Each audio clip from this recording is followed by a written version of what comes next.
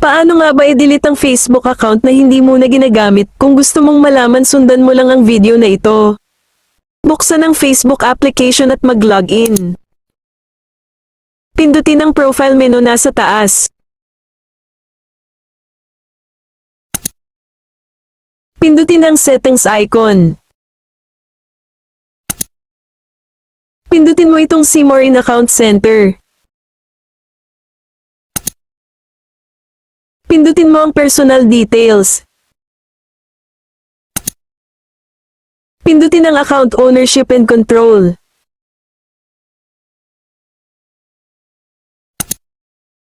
At pindutin mo ang deactivation or deletion. Dito ay mamimili ka ng account na gusto mong i-delete. Example, itong account na ito, pindutin mo ito. Dito may dalawang option na pagpipilian. Gawin